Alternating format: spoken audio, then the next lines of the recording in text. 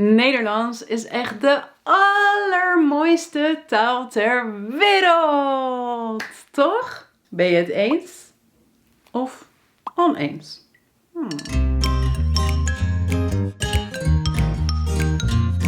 Hallo allemaal, Dutchies to be. Welkom weer bij een video waarin ik jullie over de allermooiste taal ter wereld leer. Vind jij dat ook? Of vind jij dat niet? Ja, misschien dat niet iedereen Nederlands de mooiste taal ter wereld vindt. En ik zal je vergeven als je dat niet vindt. Ook al breekt dat mijn hart natuurlijk.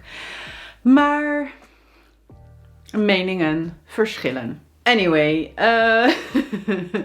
hoe zeg je eigenlijk dat je dat ook vindt of dat je dat niet vindt? Als je ook vindt dat Nederlands de mooiste taal ter wereld is, dan kun je zeggen: ja, inderdaad.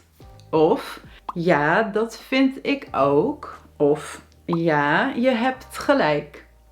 Maar als je het niet vindt, als je Nederlands niet de mooiste taal ter wereld vindt, dan kun je zeggen: nee, echt niet. Of nee, dat vind ik niet. Of nee, je hebt geen gelijk. Dit zijn prima manieren om te reageren. Maar meestal reageren wij Nederlanders met een ander soort constructie.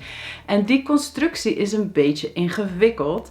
En die ga ik jullie dus vandaag leren. Deze constructie is namelijk het eens zijn met, als je dat ook vindt.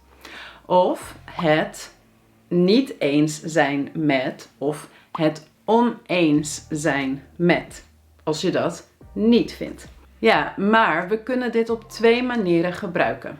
Je kunt het gebruiken dat je het eens bent of oneens bent met iemand, met een persoon. Of je kunt het gebruiken dat je het met iets eens bent of oneens bent.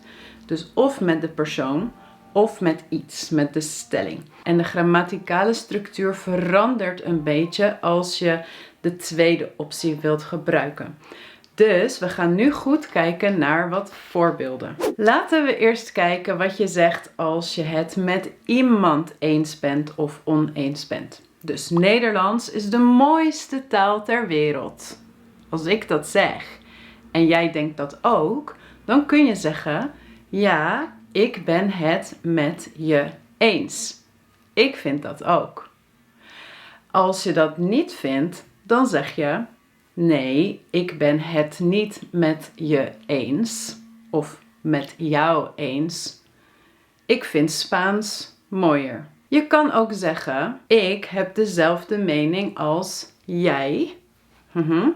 Wij zijn het met elkaar eens. Wij hebben dezelfde mening. Wij vinden Nederlands allebei de mooiste taal. Of nee, we hebben niet dezelfde mening. Ik vind Spaans mooier. Dan zeg ik: we zijn het niet met elkaar eens. Een andere stelling.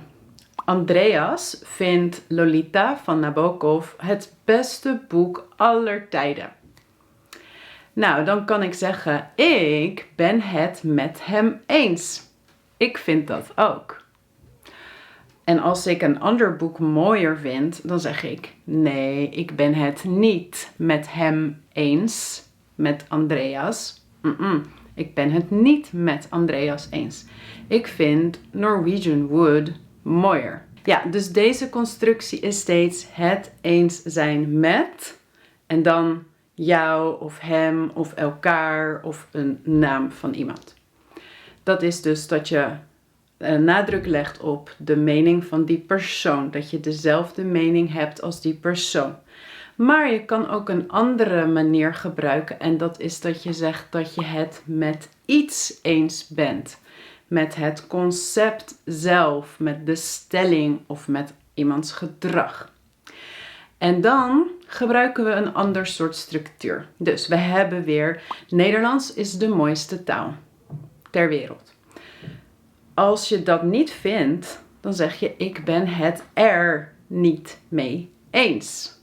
Ah, kijk. Dus nu is het niet per se dat ik zeg ik heb niet dezelfde mening als jij.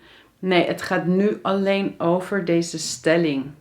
Nee, ik ben het er niet mee eens. Of, ik vind dat wel.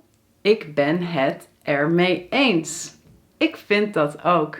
Of, ik ben het er niet mee eens. Ik vind het niet. Nu zie je dat we dus er hebben in de zin. En er staat hier om te verwijzen naar de stelling. Dus de stelling is: Nederlands is de mooiste taal. Ja, ik ben het er mee eens. Er verwijst naar die stelling van eerst. En waarom gebruiken we hier er en niet bijvoorbeeld het? Nou, dat heeft te maken met de constructie zelf, het eens zijn met. Deze hele constructie heeft een prepositie. En door deze prepositie gebruiken we nu er in de zin en niet het. Hetzelfde geldt voor bijvoorbeeld een makkelijker voorbeeld. Als je zegt ik zit op de stoel, ik zit op de stoel en je wilt de stoel vervangen door een ander woord, dan kun je niet zeggen ik zit op het of ik zit op hem. Nee, nu krijg je er. In het Nederlands krijg je er als je wilt verwijzen naar iets uit de vorige zin. Of als je een woordgroep wilt vervangen, dan krijg je er. Dat komt door de prepositie. En dan wordt het ik zit erop.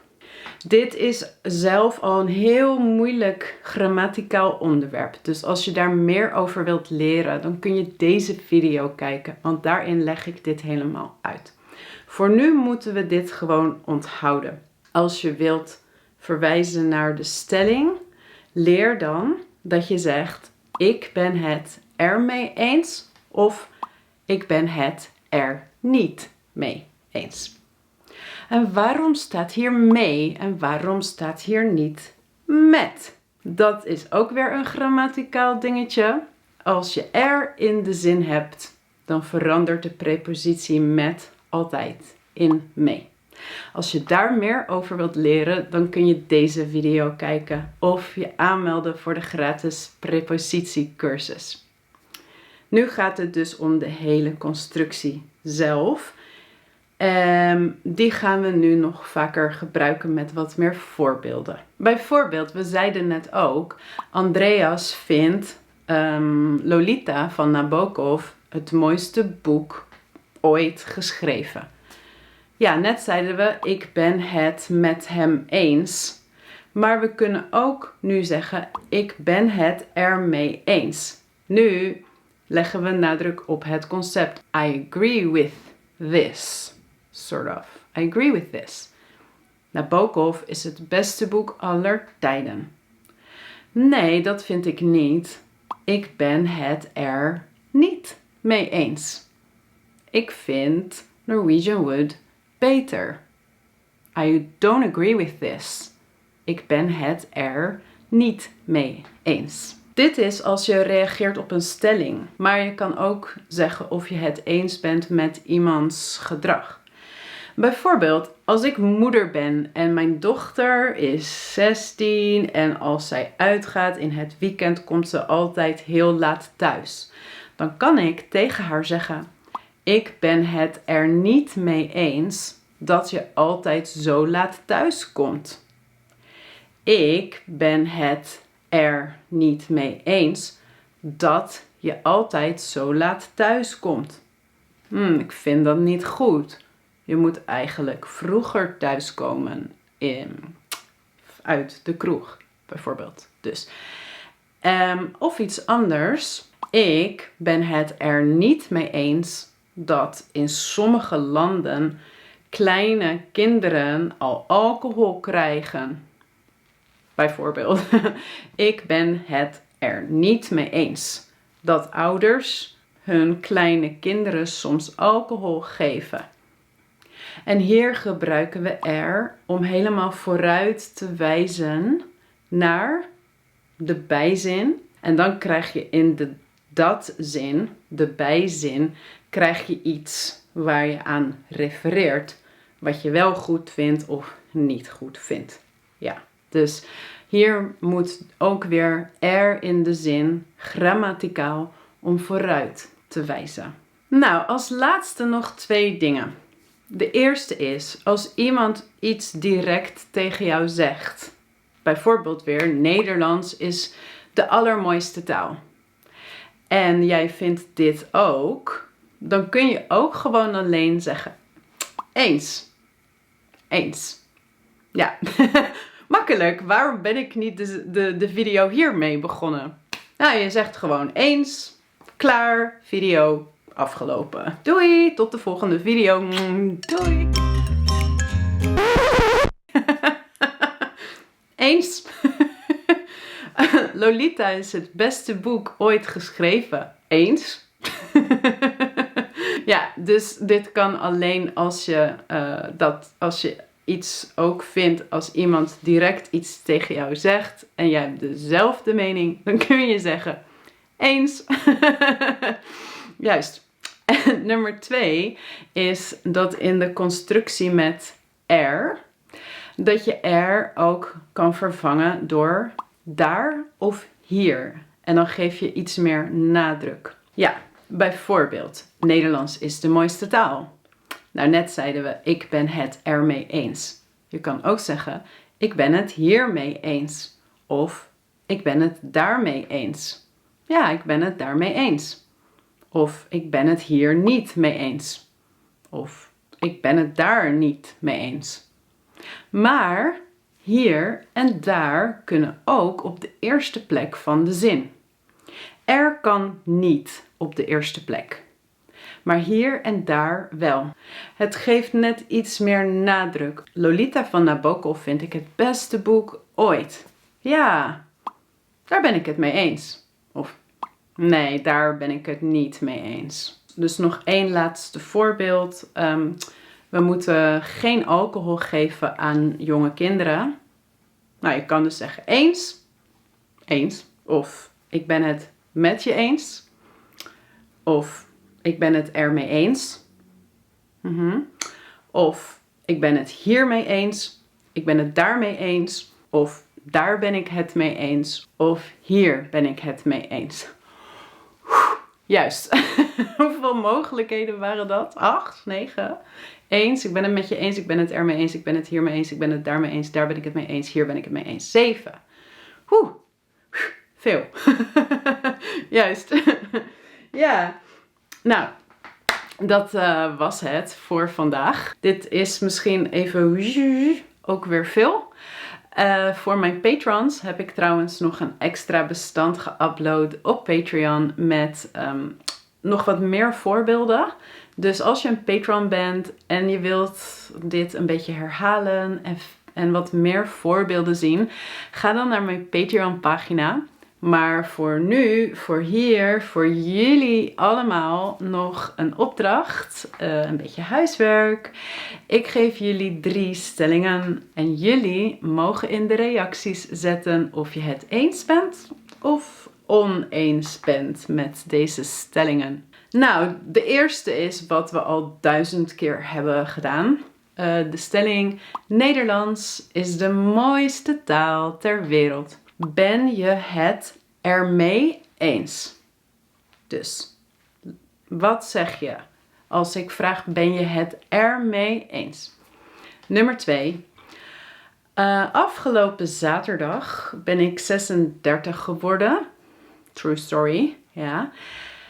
En, oh mijn god, de tijd vliegt voorbij. De tijd vliegt. Waar blijft de tijd? Ben je het met mij eens of niet? En nummer 3. Deze video was heel informatief, toch? Ben je het hiermee eens of niet? Ben je het hiermee eens of niet? Ja, laat het me weten in de reacties. Nou jongens, als jullie mij willen helpen, geef deze video alsjeblieft een like. Reageer in de reacties met ofwel een antwoord of iets anders. Hoi Kim, hoe gaat het? Bijvoorbeeld. En als je nog niet was geabonneerd, dan kun je dat nu doen, zodat je nog meer Nederlands met mij kan blijven leren. Ik wens jullie allemaal een heel mooie dag en tot heel snel in de volgende video. Doei!